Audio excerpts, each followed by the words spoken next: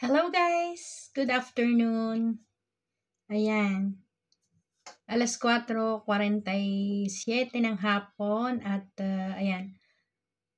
Nandito naman ang inyong chef. Chef Pila or Chef Feli. Ayan, magluluto tayo na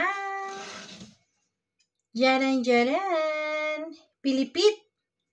Masama ang tayo pero ang sarap nito, promise. Ayan. Ginawa ko na kasi matagal pagka hindi ko ginawa agad kung magpapamula pa ako napakahaba ng video at ayun, nakakainip panoorin din. Kaya ginawa ko na and ayan, lalagyan natin gigilong natin dito sa asukal na pula. Ayan, asukal na pula ang gagamitin natin. Ayan, magluto na tayo mga chapila. Ayan, dito na lang sa maliit. Ayan, lagyan natin ng oil. Huwag na natin ipakita yung pangalan. Ayan, oh. Oil siya. Hindi naman tayo babayaran. Nawala na nga yung ads ko. Hindi ko alam kung bakit. Aywan. Hindi ko alam dito kay Tatay Mets kung anong problema sa akin, sa atin. Ayan, palagi na lang ganon. Ayan. Ayan, painitin muna natin ang ating lutuan. And then, lagyan natin ng oil. Then, ating igugulong ito. Ayan. Igulong natin pa matamis-tamis. Pero nalagyan ko na rin siya ng asukal bago ko po inayos. Nilagyan ko muna ng asukal. Ayan, nalaglag na. Pero dito pa rin. Ayan. Ayan. Try ulit. Ang tagal natin hindi nakakagawa kasi hindi na ako lagi na lang ang busy. Kaya yan. Hindi na tayo makagawa ng ganito. Kaya ngayon nasa bahay ako kasi hindi na ako lumabas. At maghapon ako halos nagluto. Nagluto ang inulam namin ngayong lunch ay hindi ko na nga pala na-i-video yon. Munggo. Saka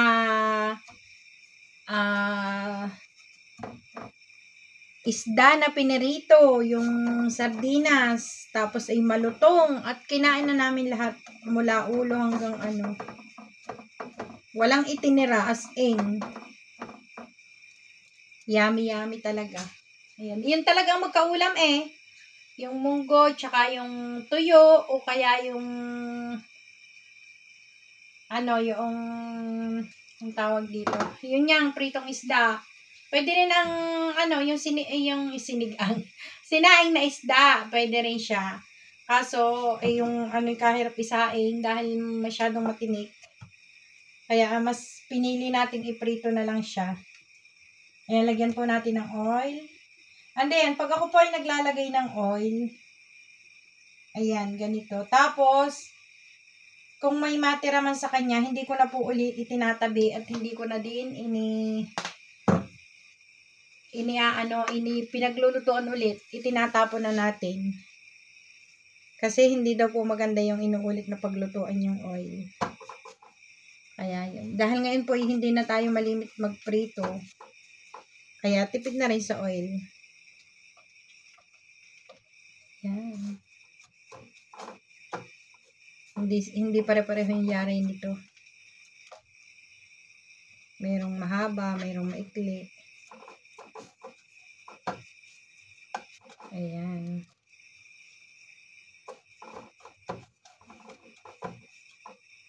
Hanap pala tayo ng strainer.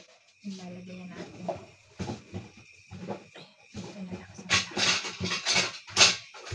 Ayan. Dito po natin ilalagay kapag naluto natin. Ayan. Ito lagi yung nilalagyan natin. Tuloy tayo magluluto ng pelipit. Ayan, ito. Ang tong. Tongga nga ang tawag dito. Ayan. Wala, parang kakaunti ang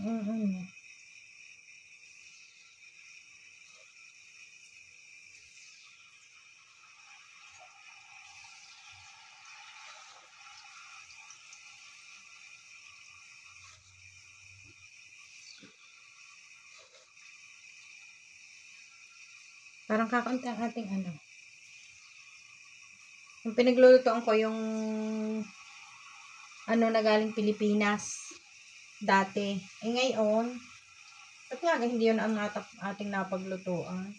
Parang kakaunti ang oil. Mamaya pag naahon natin, lalagyan natin ulit para maging ano, puno siya.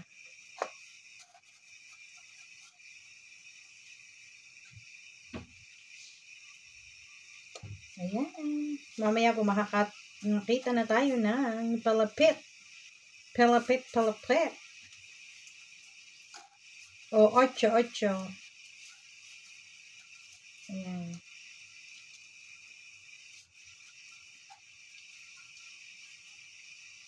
Mas madali-dali po itong gawin kaysa sa pinindot o bilo-bilo. Ayan, isang araw gawa tayo ng bibingka. Try natin. Masarap din yung bibingka. Pang almusal. O, kahit hindi naman almusal, masarap yung pang merenda. Basta't may kasamang kapeng barako. Nako, wala nang uuna sa kapeng barako.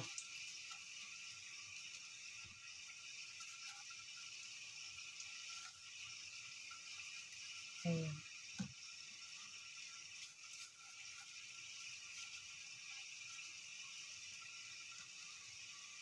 Ayan. Sana po pagkalooban ng Diyos na mawala na yung ano, yung bagyo sa Pilipinas. Talagang as in, sinunod-sunod na po talaga yung bagyo.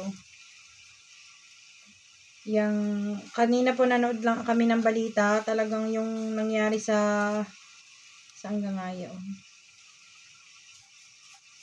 Sa Bicol region yata. Hindi ko alam kung saan mismo eh. Yung alo na talaga naman sabi ko, ay Diyos ko, malaki pa sa bahay. Lampas bahay. Tapos kita mo yung mga tao. Sabi nga ng asawa ko, hindi mo masisisi ang mga tao. Sabi ko nga, dapat iniiwanan na yung mga, halimbawa yung mga motor, yung mga sasakyan. Hindi nga naman, naisip ko din na hindi nga naman sila masisisi kasi kung yun nga lang ang kanilang ano sa buhay, yung kanilang yung pinagkakakitaan o gamit sa pagtatrabaho, yun. Hindi mahirap din naman niyang iwanan. Kaya sabi ko nga, iwanan mo na. Sigaw ako ng sigaw doon sa, habang nanonood ako ng TV kasi nga, ng balita, kasi ayaw niyang iwanan yung motor niya. Yung dinadaanan niya talagang lubog na sa tubig. Kaya sabi ko nga, umalis ka na. Punta na tayo napapakinig. At saka yun nga, mahirap sabi nga ng asawa ko, masasabi mo lang yun dahil hindi ikaw ang nasa tayo nila. Kung ikaw ang nasa tayo nila, yun lang yung pinagkakakitaan. Sabi ko, tama din naman niya. At tunay po yun, tunay. Nasasabi lang natin dahil nga wala tayo sa tayo ng kung nasan sila. Mahirap din nga po pagka yung yung halimbawa nasa gayong sitwasyon tapos yun lang, syempre mahal natin lahat ang ating sarili, mahal natin lahat ang ating buhay, pero kung yun ang pagkakakitaan natin, halimbawa katulad ng motor, yung pagkakakitaan natin, syempre pipilitin din nating masalba yung motor.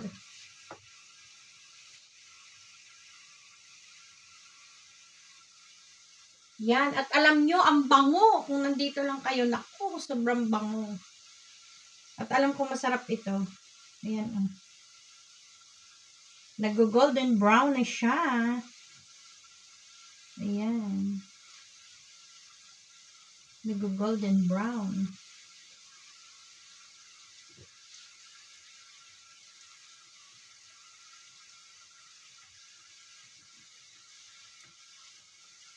Baliktad natin ang isa pang baliktad. Ayan. Kaya sana po magpakatatag kayong nandyan. At lagi tayong tumawag sa Diyos. Kasama namin kayo sa aming mga dasal na sana mawala na yung bagyo para at least po maiba na yung inyong mga takot, mawala na yung inyong mga takot, yung inyong mga pangamba lagi. At nang makatulog din kayo ng maayos kasi pag mga gayang Mga gayang panahon po talaga. Ramdam ko rin yan kasi nung mga maliliit pa kami. Talagang naranasan ko rin po yung bagyo sa Pilipinas na talaga naman. Halos pasok lahat sa loob ng bahay. Ang maayos na yung bahay mo. Pasok pa sa loob ng bahay yung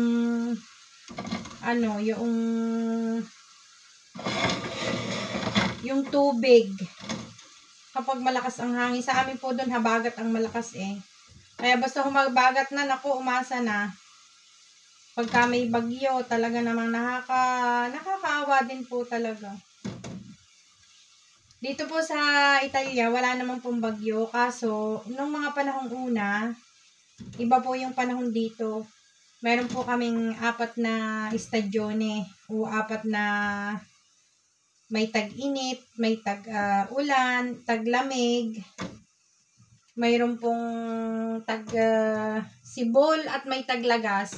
Ngayon po halos ay hindi na ganoon. Nagbago na talaga. Minsan 2 na lang estadyone. Hindi na talaga katulad nung dati. Kahit po ang mga ay nababaguhan din sila kasi alam nila talagang hindi gayon. Nung dumating kami dito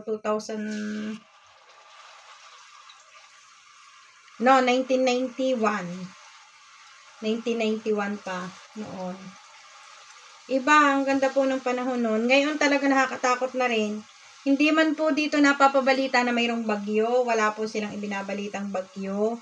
Pero nagguguhuan din po.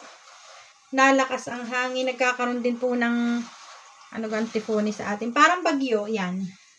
Bagyo na nga.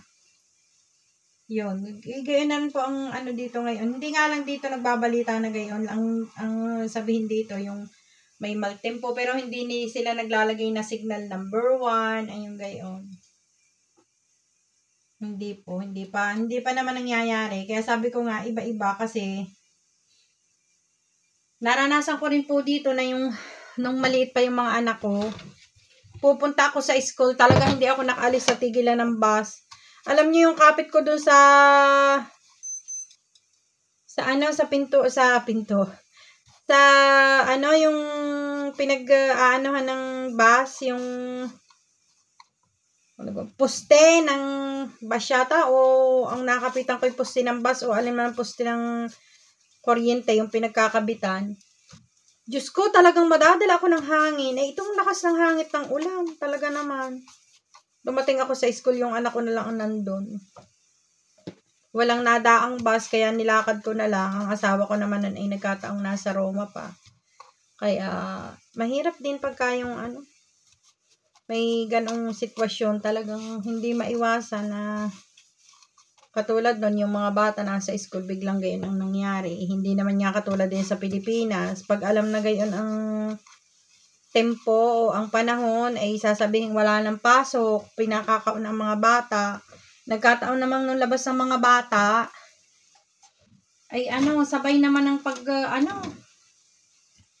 sabay ng lakas ng hangin at ulan mismo.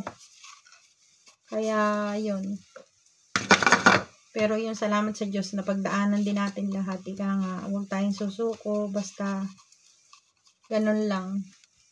Tiis, tiyaga, ayan, dasal, ayan, huwag tayong mananawa, laging tumawag sa Diyos. Na ibigay man ang ating hinihiling, o hindi, lagi tayong tatawag sa Diyos kasi meron tayong hindi hinihiling na ibinibigay namin sa atin. Laging may tamang panahon ang Panginoon. Hindi siya sa atin siguro, nahuhuli siya, pero sa kanyang pamamaraan, hindi siya nahuhuli. Lagi siyang tama sa kanyang panahon. Kaya yun. Ayan. Ilang kasong kaya ito? Wow! Yes, ayan po, mayari na. Ang ganda. Golden brown. Yummy po, parang malutong siya. Ayan.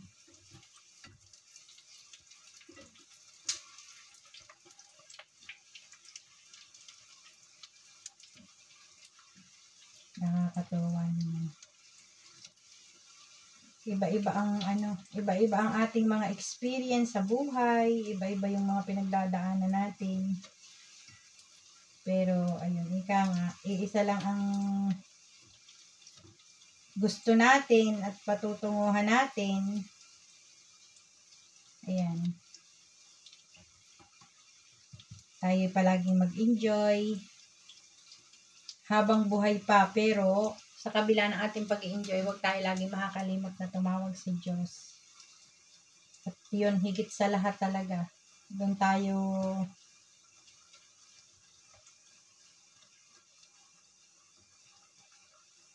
ayan, lulutuin natin. Ilang minuto na ako? 15 minutes. Ang haba nito. Ayan. Sana okay lang tayong lahat. Ayan, kumusta na tayo sa ngayon? Ang lamig po. Sa inyong lugar ka po ay malamig na rin. Dito po sa Terney, inaabot na ng isang araw ay positive 1. Ayan, and sa hapon, hindi ko alam kung ano ngayon. Kung ano ngayon, mag-aalas 5, mga siguro mga positive positive pa tayo. Hindi naman gaano kaya lang naabot, hindi pa naman po nagne-negative. Kaya lang naabot na talaga sa pinakamababang Tingnan nga natin.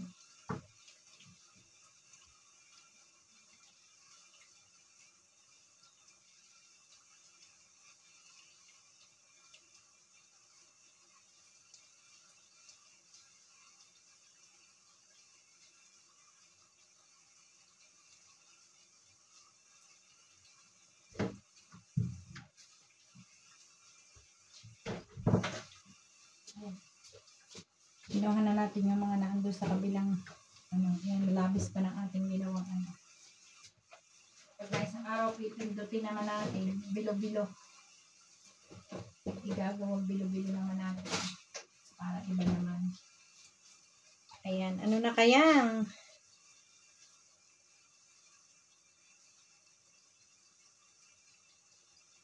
Grado natin ngayon. Nasaan na gayon? Hello? Hindi ko makakita ang ating meteor.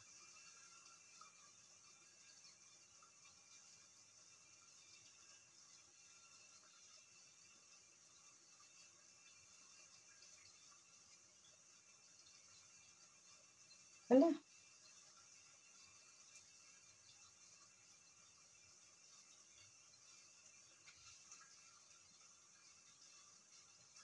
Bakit kaya nawala ang ating hearing?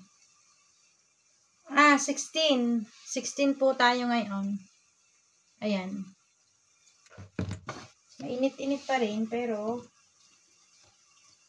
mamayang gabi talaga naman, lalamig na naman.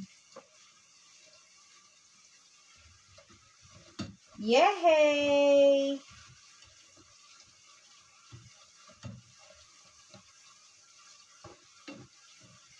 Ayan. Ahulin na natin.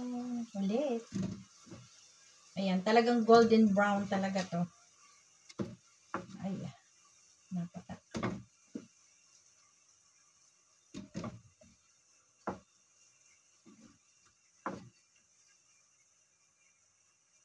Ayan po. Pilipit tayo. Ayan. Yung gusto ng anak ko, yung malutong. Kaya medyo sunog-sunog po yan. At saka malutong, crunchy talaga kasi nga, bago yung ating mantika. Pero kapag kayo po yung magpiprito, at hindi bago yung mantika, talagang alam po, ramdam na hindi maganda ang prito.